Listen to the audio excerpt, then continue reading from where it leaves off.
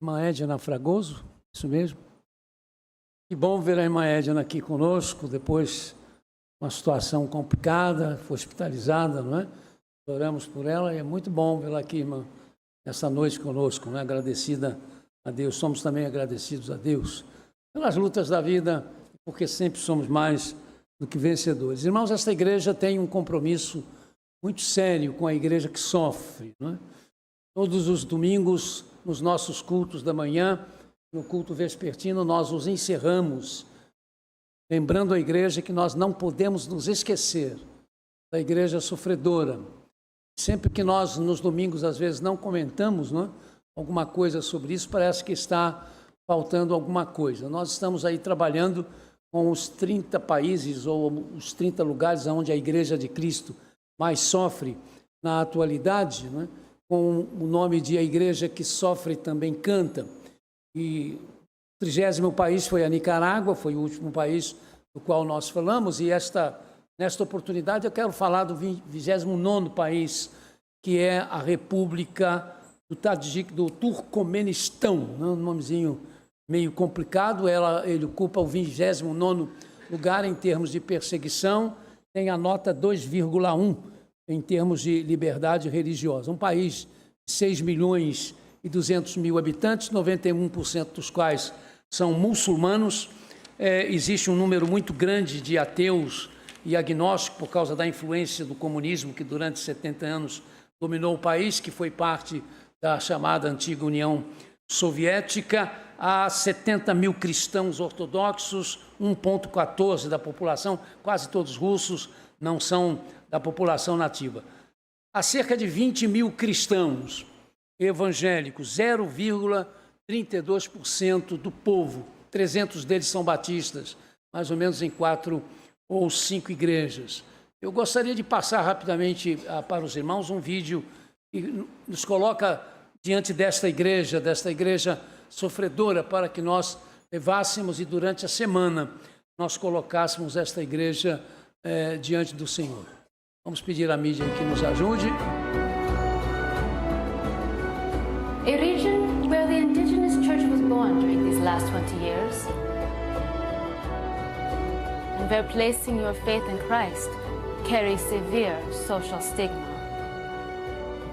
It puts you at odds with your country, your community, há conflitos das even famílias. your own family.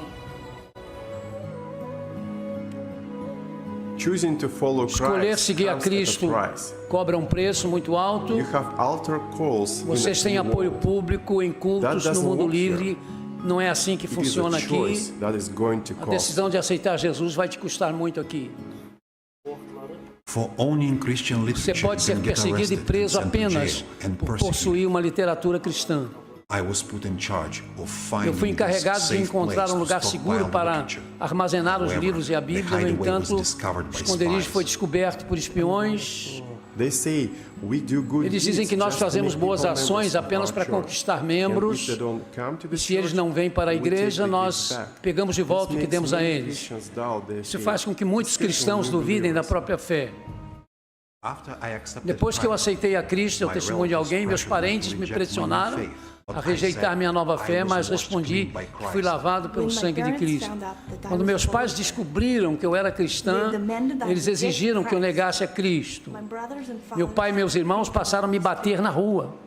Meu pai pegou meus filhos e deu para outros parentes. No entanto, eu dei o testemunho para meus pais. Eu nunca vou deixar Jesus. Jesus Cristo é o meu Senhor. No início dos anos 90, quando me converti, tinha em média 2.000 conversões no país todo.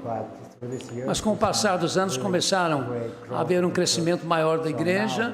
Então agora temos em média 30.000 conversões, o que é ótimo. É incrível ver a magnitude de Deus, como Ele pode agir através de você. Nós precisamos de mais Bíblias e materiais espirituais. E em nome de todas as mulheres da Ásia Central, eu peço que orem por nós. Orem para que os crentes não fiquem tristes com as perseguições, mas que continuem seguindo a Cristo e fazendo a obra dele. Há crianças, não é? Que bom ver crianças.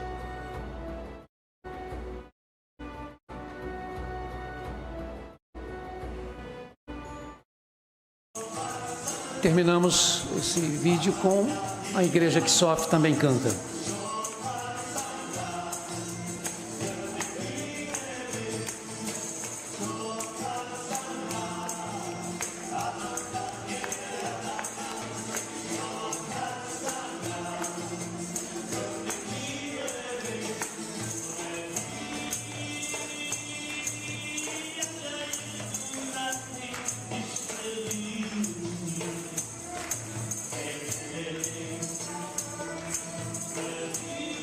Então, durante esta semana, irmãos, vamos colocar o Turcomenistão. Turcomenistão quer dizer a terra dos turcomanos, né?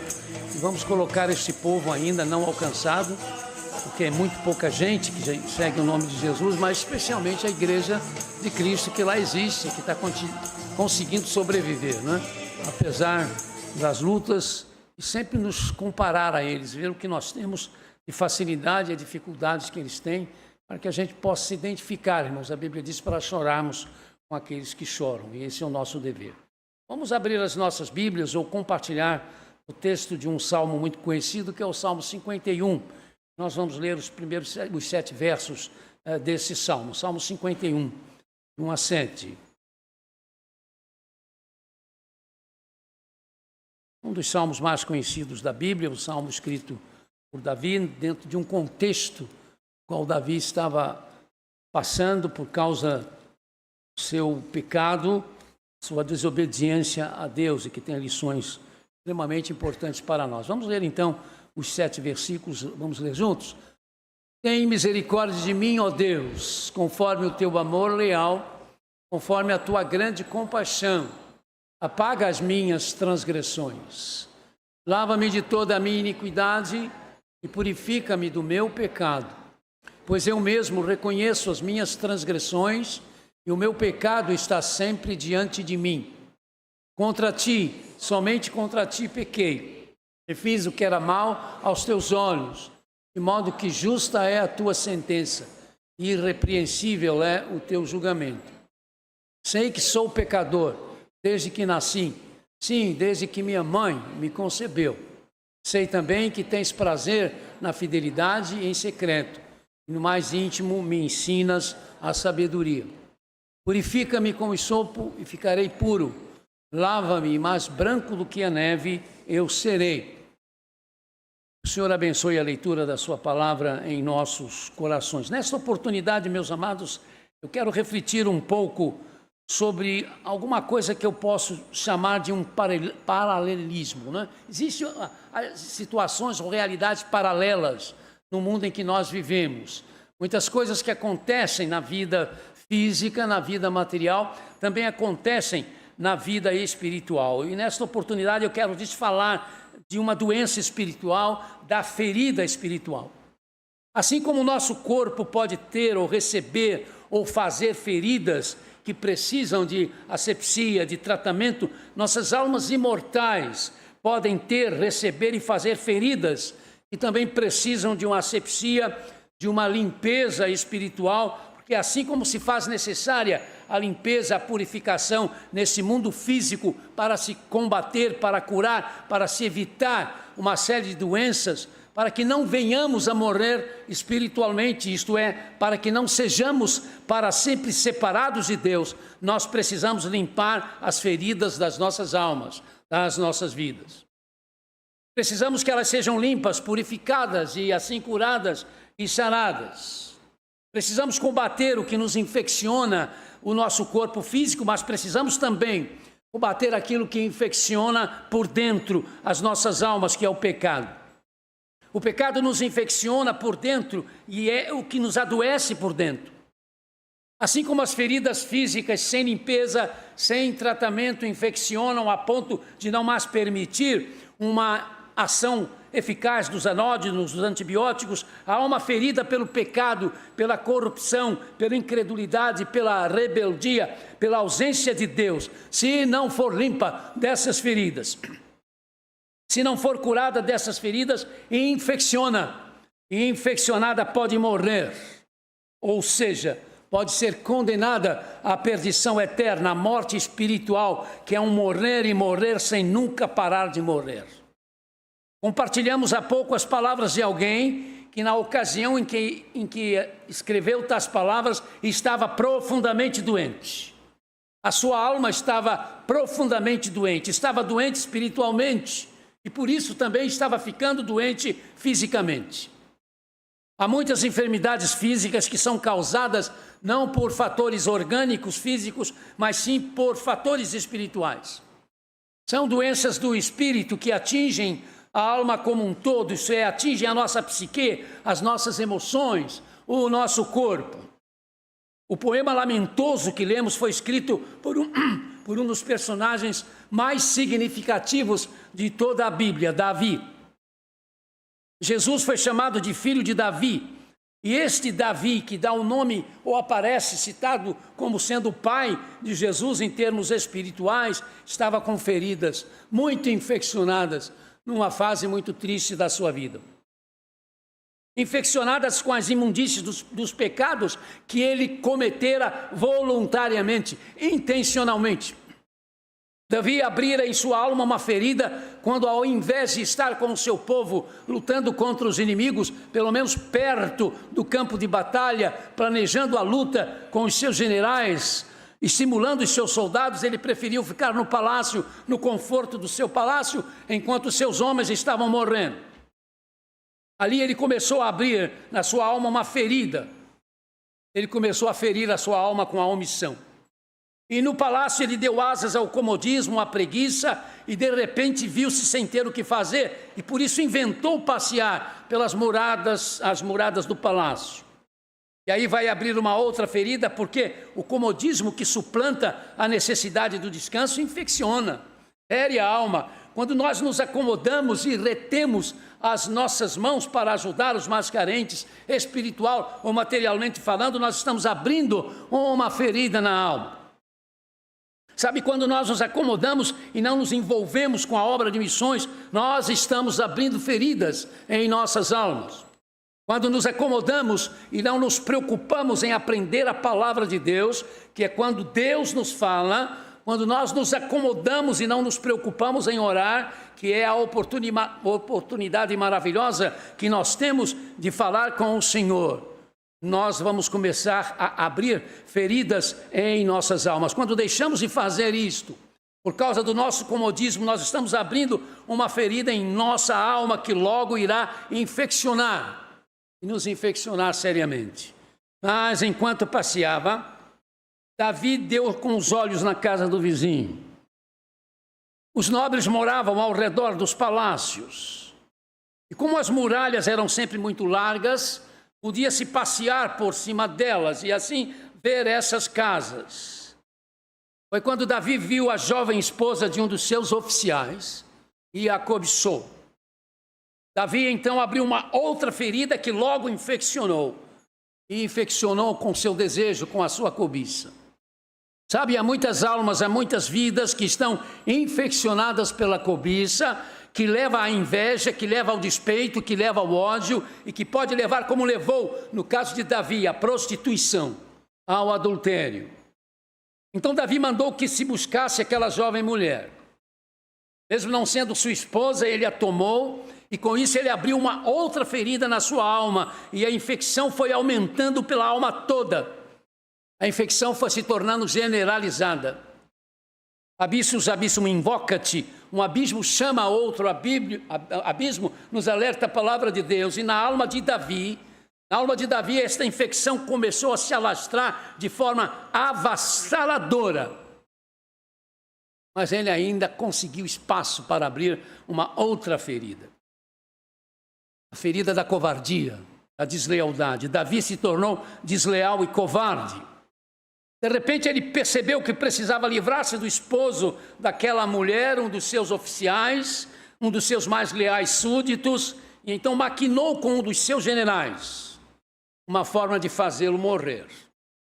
Sabe, a infecção se alastrou e as feridas foram se tornando pútridas, mas nem por isso ele deixou de abrir uma outra ferida na sua alma, que também começou a infeccionar. Davi ficou como se nada tivesse acontecido. Começou a entrar num estado de letargia espiritual. como se tudo estivesse muito bem. Lá estava ele no sabá, no templo, cantando ao Senhor, ou ainda no projeto do templo, que só Salomão é que vai fazê-lo, no santuário, na tenda do santuário. E ali ele estava como se nada tivesse acontecido, sem dúvida, repetindo os seus salmos.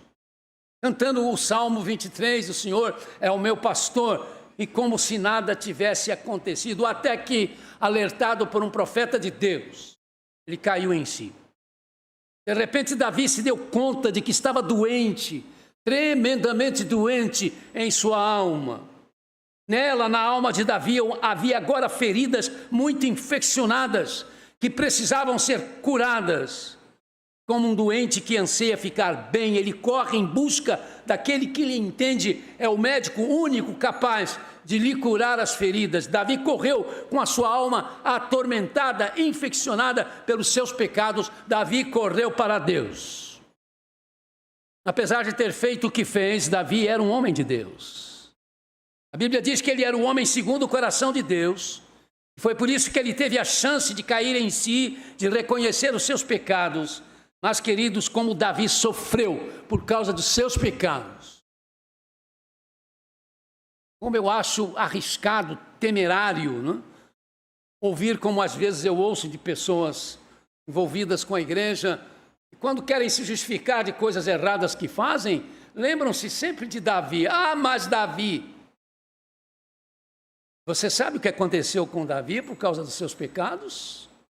Você teria condições de passar pelo que passou? Eu acho que muito pouca gente teria condições de sofrer o que Davi veio a sofrer por causa dos seus pecados. Era a maneira que Deus tinha para corrigi-lo. Primeiro bebê com a mulher que ele adulterara, morreu. Houve incesto dentro da sua casa. Ele foi apedrejado na rua por pessoas descontentes com a sua política. O seu filho mais amado liderou uma revolução para derrubá-lo do trono. E o filho morreu nessa revolução. Não, meus amados, não nos iludamos. Quando um dia nós aceitamos Jesus Cristo como Senhor e Salvador, o Espírito Santo nos torna sua propriedade. Isto é, nós somos feitos propriedades de Deus, nós passamos a ser propriedades de Deus, nós somos feitos filhos e filhas de Deus em Jesus Cristo. E a Bíblia diz, ela diz que Deus corrige a quem Ele ama. Ela avisa que aquilo que se planta, colhe, e isso não isenta aqueles que já são crentes, aqueles que já experimentaram verdadeiramente a sua salvação, por terem recebido o senhorio absoluto de Jesus Cristo em suas vidas, em suas histórias. O que plantar, vai colher. Se um dia nós recebemos Jesus Cristo como Senhor e Salvador absoluto, e por isso nós nos tornamos em propriedades de Deus, quando nós pecamos, nós colhemos os frutos do nosso pecado. E enquanto não percebermos que precisamos nos arrepender desse nosso pecado, para que Deus limpe a nossa ferida, cure a nossa ferida, as consequências de nossa infecção espiritual vão aumentando. Quando realmente alguém tem Jesus Cristo como Senhor e Salvador absoluto, não há nada que leve esta pessoa para o inferno. Isso é uma doutrina capital de nós cristãos evangélicos batistas. A salvação jamais se perde. Mas é preciso atentar para o fato de que, por causa de Jesus Cristo, nós nos convertemos, nós mudamos a nossa maneira de viver. É preciso confessarmos a nossa própria pobreza espiritual, descobrindo e confessamos a desproporção que passou a existir dentro de nós por causa de Jesus, entenderam? Quando eu e você recebemos Jesus Cristo como Senhor e Salvador, dentro de nós passa a existir um espaço enorme, uma diferença enorme do que nós éramos anteriormente. Uma desproporção do que éramos para o que somos agora. Nós descobrimos sempre que fomos feitos para outra coisa que não o pecado. E percebemos que não podemos trair o nosso Salvador. E nós clamamos então, quando percebemos isso, por perdão, por limpeza, por restauração, porque não há como suportar o vazio abissal que passa a existir dentro de nós, salvos, quando pecamos. Nós sabemos, irmãos, o quanto o nosso pecado fere o nosso Salvador, machuca o nosso Senhor. Eis agora o poeta, o autor do Salmo 23, aquele que diz: o Senhor é o meu pastor e nada me faltará. Eis agora esse poeta prostrado. Eis o rei de cuja linhagem nasceria o Messias, agora arrasado, doente na alma, mas também doente no corpo, gritando por socorro, gritando por perdão, gritando por misericórdia. Ele passou a chorar convulsivamente até se secarem suas lágrimas. Ele diz no outro salmo que suas lágrimas se misturavam com a sua comida e que ele emagreceu até ficar em pele e osso. Meu querido, se você for um crente de verdade, se você já realmente foi salvo por Jesus e peca, não se iludam, porque o Senhor vai cobrar isso de você. E a sua situação não vai ficar nada boa, até que você consiga ver a sua situação e se abra diante do Senhor e comece, com a ajuda do Espírito Santo de Deus, uma luta ininterrupta para corrigir aquilo que está errado. Meus amados irmãos e irmãs em Cristo, quando nós nos damos a Jesus, não pertencemos mais ao pecado. Nós não pertencemos mais a Satanás. Por isso não podemos mais fazer a vontade de quem não é o Senhor das nossas vidas. E Jesus Cristo é o Senhor das nossas vidas. É preciso ser assim, porque senão a gente se acostuma com o pecado. Talvez alguém ache que o pastor está sendo um pouco duro demais em dizer o que está dizendo, mas veja bem, querido, se eu como salvo não for disciplinado pelo Senhor, eu vou me acostumar com o pecado, e eu não posso me acostumar com o pecado do qual eu já me vi livre, não é mais o Senhor da minha vida. O fato é que Davi pediu: purifica-me, Senhor, com o hisope. Sabe, o hisope era uma planta usada para a purificação, para a limpeza de feridas dos leprosos. Era assim que Davi se sentia agora, como um leproso. Purifica-me, Senhor, com o hisope ficarei mais alvo do que a neve. Reconhecendo os seus pecados, Davi percebeu o quanto estava doente. Não há como nos livrarmos da infecção da alma, das feridas que infeccionam a alma, sem nos reconhecermos pecadores e assim doentes por dentro, na alma e na vida como um todo. Esta é a situação também de quem ainda não recebeu Jesus Cristo como seu Senhor e Salvador, como aquele que pode curar você dos seus pecados. Se não houver conversão, se não houver arrependimento, se não houver uma entrega total a Jesus Cristo, você tem uma ferida permanente que a cada dia aumenta mais e está matando a sua alma. A palavra de Deus diz: todos pecaram, destituídos, afastados estão da glória de Deus. Romanos 3:23. Podemos dizer em outras palavras que a Bíblia está dizendo: todos estão com suas almas doentes e por isso privados da saúde com Deus. Mas mesmo assim são muitas e muitas as pessoas, né, que não querem admitir isso. Ah, não, eu não sou um pecador, eu afinal de contas não sou um pecador, eu não roubo, eu não mato, eu até sou religioso e religiosa. Não, a minha alma não pode estar ferida, não pode estar infeccionada com o pecado, porque eu não faço nada demais. Mas desta maneira essas pessoas vão deixando a infecção aumentar de tal modo e passam a correr o risco de não terem mais cura para as suas almas. Davi pecou, mas reconheceu na sua alma as feridas que estavam infeccionadas, mal cheirosas e imundas. Ele disse: eu conheço as minhas transgressões e o meu pecado está sempre diante de mim. Mesmo que eu e você não tenhamos cometido as mesmas transgressões de Davi, nós temos pecado constantemente contra Deus. Nós todos pecamos contra a santidade de Deus. Não nos iludamos. Jesus foi colocado numa cruz por causa da bestialidade do pedófilo, sim, daquele que abusa sexualmente de uma criança. Mas Jesus foi colocado na mesma cruz por minha causa e por sua causa. Não se iluda.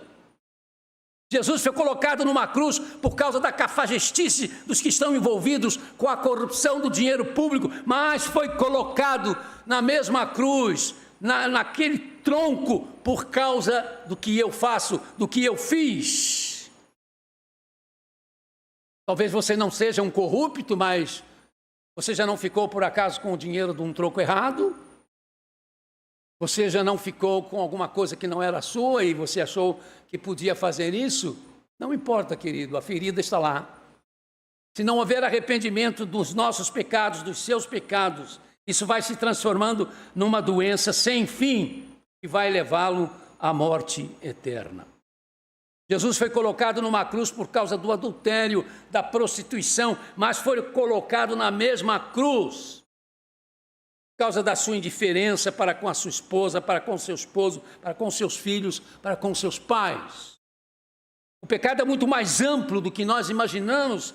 A Bíblia diz que o salário do pecado é a morte. Davi reconheceu-se doente na alma e por isso foi ao médico certo.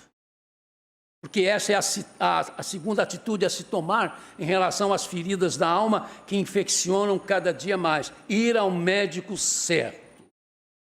Sabe, não basta nos admitirmos doentes também.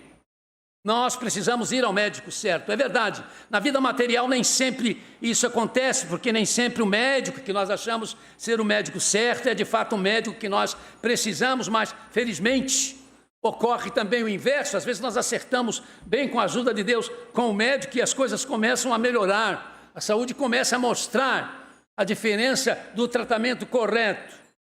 Mas em termos espirituais, queridos, só existe um médico capaz de nos curar da nossa enfermidade, Jesus Cristo. Ele quem pode, atuando na nossa existência psíquica, interna, invisível, fazer com que as feridas que nós não podemos ver com os nossos olhos físicos, mas sentimos, que estão dentro de nós, comecem a ser curadas, sanadas. Davi recorreu a Deus dizendo: tem misericórdia de mim, ó Deus. E o Deus de Davi é o mesmo Deus que se fez gente na pessoa de Jesus Cristo, e pelo seu sangue derramado na cruz do Calvário, pôde prover para as almas feridas, para as almas doentes, o remédio eficaz, o remédio poderoso, insubstituível, no a fim de purificar, de limpar, curar as nossas almas. Mas a história de Davi nos revela que após ele reconhecer a triste condição de sua alma, da ferida infeccionada ou das feridas infeccionadas em sua alma, de ter buscado o médico correto para curá-lo, ele tomou o remédio receitado pelo médico. Por mais importante e capaz que seja um médico, conhecer esse médico apenas não vai nos curar da enfermidade da qual ele é um especialista. Nós precisamos tomar o remédio que ele nos receita, fazer o tratamento que ele nos recomenda. Da mesma forma, não basta conhecer a história de Jesus para sermos curados das feridas de nossas almas. Meus queridos, como há pessoas dentro das nossas igrejas com suas almas feridas, com feridas latejantes dentro dos seus corações e não estão apercebidos, e que precisam curá-las, talvez acostumados já com a vida da igreja, de falar de Jesus, de cantar para Jesus ou sobre Jesus, mas ainda não deixaram que Jesus Cristo mexesse na sua doença, na sua ferida. Não basta estar numa igreja e pensar que por isso está cultuando de fato a Jesus Cristo. É preciso conhecer Jesus Cristo pessoalmente, e conhecer Jesus pessoalmente é permitir que Ele faça parte da nossa existência, e só por meio do Espírito Santo de Deus isso é possível. Sabe, Davi sabia qual o remédio que Deus tinha para ele. Ele cantou sobre isso nesse seu lamento, no verso 17, o remédio era o sacrifício, mas não o sacrifício de punir o corpo, de cumprir rituais, e sim o sacrifício de um espírito quebrantado, de um coração quebrantado, contrito, arrependido. Porque quebrantamento é isso, é arrependimento. Logo que Jesus começou a pregar, nos diz o evangelista Marcos que a sua pregação era: o tempo está cumprido, o reino de Deus está próximo, arrependam-se e creiam no evangelho. Arrependimento é dar uma veia volta, é mudar de mente, é renunciar nossos valores no fundo da nossa mente e do nosso coração. Lembram-se da história de Nicodemos, aquele homem importante na sociedade civil e religiosa da Palestina dos dias de Jesus aqui na terra. Nicodemos, para ser o que era, jejuava pelo menos 2 vezes por semana. Para ser o que era, tinha de ser um homem de moral irrepreensível. Na verdade, ele era o tipo de pessoa que nós gostaríamos de ter no governo e que nós gostaríamos de ter em nossas igrejas, que nós gostaríamos de que fosse o pastor da nossa igreja, das nossas igrejas, por causa da sua conduta. Mas Jesus disse a Nicodemos: você precisa de arrependimento. Você precisa de arrependimento ou não vai entrar no reino de Deus. Não tem jeito. Se você não se arrepender, mesmo que você não seja um assaltante, mesmo que você não seja uma pessoa devassa, viciada, mesmo que você tenha o direito de ser considerado pela sociedade como uma pessoa direita, como uma pessoa ótima, se você não se arrepender dos seus pecados, você está perdido. Você está perdida. Mesmo que você seja um ministro religioso, se não houver arrependimento dos seus pecados, o seu futuro é a morte eterna, a terrível separação do seu espírito da pessoa de Deus e para sempre. Davi pecou, o seu pecado foi como uma ferida e transformando-se em feridas que foram se abrindo e se infeccionando dentro de sua alma, trazendo para eles a doença de dentro que acabou alcançando o corpo, até que ele percebeu a tragédia da sua alma. Sabe, não há como nos livrarmos da infecção da alma, da ferida, ou das feridas que infeccionam na alma ou a nossa alma, sem nos reconhecermos pecadores, e assim doentes e carentes do único remédio que pode nos curar. Davi percebeu que tinha de ir ao médico certo, enquanto havia tempo para isso. Não há saída fora de Jesus, não há outro médico fora de Jesus. Ninguém pode receitar o remédio único que pode nos curar dos nossos pecados. Mas Davi aprendeu que havia um remédio para tomar: o arrependimento. O arrependimento é o princípio ativo do perdão. Em Jesus Cristo, Deus nos dá o perdão dos nossos pecados. Não há ferida que o perdão de Deus em Cristo não cure. Não importe como o seu pecado esteja, não importe como a ferida de sua alma esteja, o perdão de Jesus pode curá-la. O apóstolo Paulo escreveu na Bíblia sobre Jesus: nele temos a redenção pelo seu sangue, a remissão dos pecados segundo as riquezas da sua graça. Efésios 1:7. E sobre Jesus, Paulo escreveu ainda: ele nos libertou do império das trevas e nos transportou para o reino do seu Filho amado, em quem temos a redenção, a remissão dos pecados. Colossenses 1:13 e 14. E João, sobre Jesus, também disse: se confessarmos os nossos pecados a Ele, Ele é fiel e justo para nos perdoar os pecados e nos purificar de toda a injustiça. 1 João 1:9. Sabe, arrependidos dos nossos pecados, da nossa negligência, meus amados e amadas em Cristo, voltemo-nos para o Senhor Jesus, nosso perdoador, nosso redentor, para que a nossa vida volte a ter significados. Sem o perdão de Jesus Cristo, não importa o tamanho do pecado. Sem perdão, o pecado, seja grave ou não, segundo a nossa maneira de julgar, vai nos levar à perdição.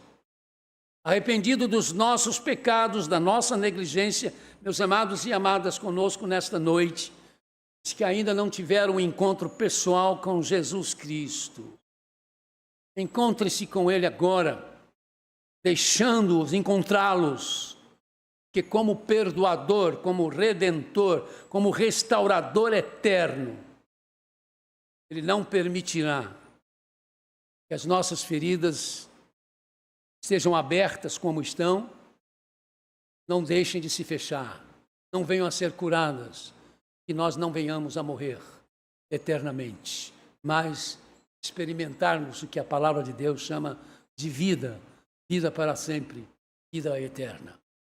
Você já recebeu Jesus como seu Senhor e Salvador? Você que já se diz crente em Jesus Cristo, como está a sua vida? Como é a sua vida? De repente você está percebendo que há feridas que estão abertas dentro de você e que você precisa consertar. Você tem tentado esconder isso dele. Não vai conseguir. Não negligencie o tempo que ainda você tem. Corra para o seu Senhor.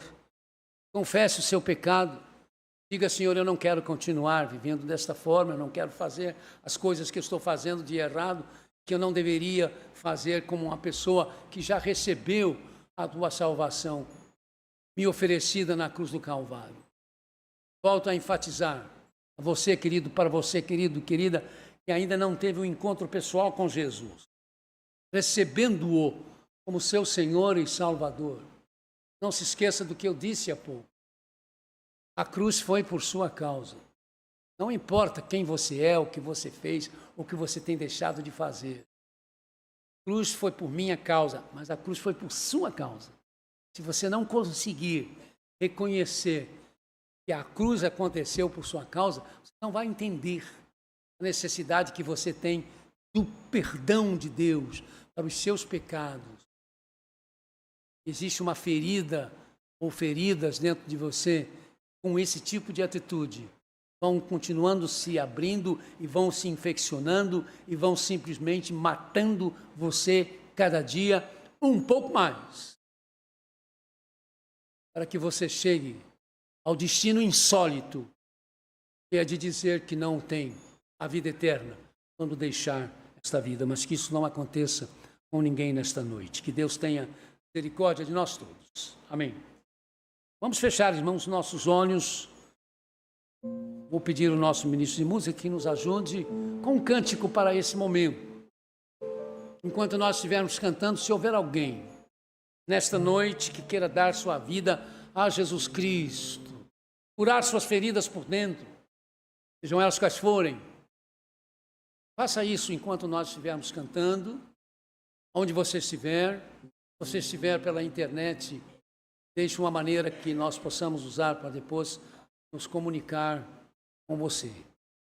Como é a minha prática, eu não vou falar mais nada, vou apenas aguardar e acompanhar a igreja cantando, e se neste período houver alguém disposto a dar sua vida, a ter um encontro pessoal com o Senhor Jesus, faça isso. E você, querido, você, meu irmão, você, minha irmã em Cristo Jesus, nós todos que nos dizemos salvos por Jesus, é hora de olharmos, querido, para dentro. Porque homens, mulheres, mesmo sendo segundo o coração de Deus, podem ir cometendo situações, cometendo temeridades, que vão machucando a alma por dentro, que vão ferindo a alma por dentro, transformando-se também em feridas inadmissíveis na vida daqueles que já foram redimidos e curados para a eternidade por Jesus Cristo. Então pensemos nós as nossas vidas e as coloquemos agora também diante do Senhor.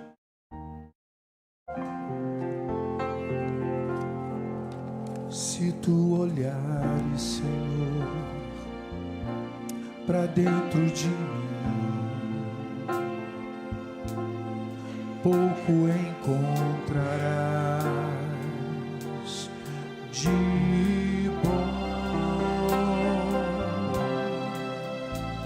mas um desejo eu tenho de ser transformado. Preciso tanto do teu perdão, dá-me um novo coração, dá-me um coração igual ao teu, meu mestre, dá-me um coração igual ao teu, coração disposto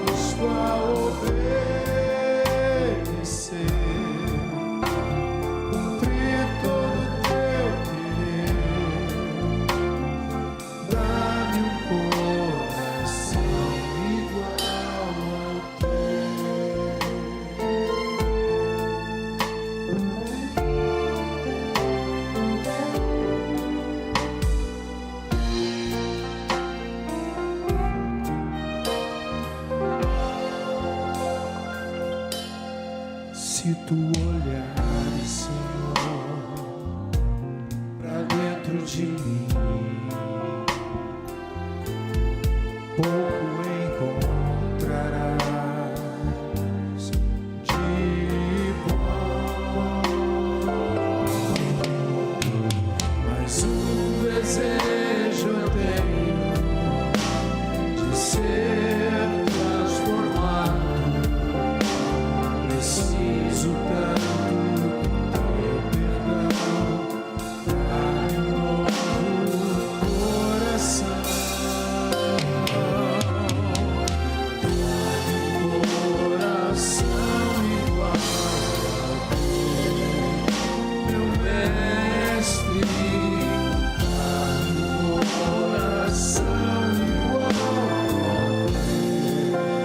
Coração disposto a obedecer, cumprir todo o teu querer. Dá-me um coração igual ao teu. Ensina-me a amar o meu irmão, a olhar com os teus olhos, perdoar com teu perdão. Enche-me com teu Espírito, endireita os meus caminhos.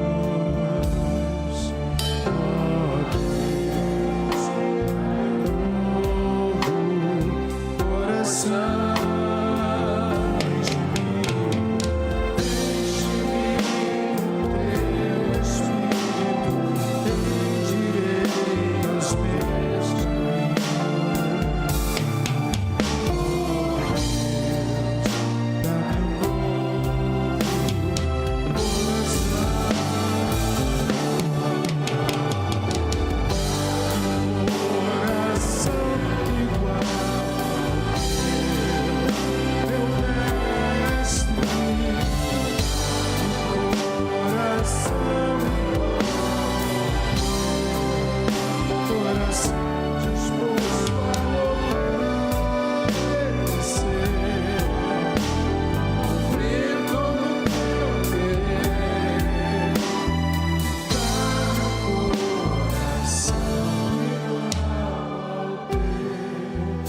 Coração disposto a obedecer, cumprir todo o teu querer. Dá-me um coração igual ao teu. Dá-me um coração igual ao teu.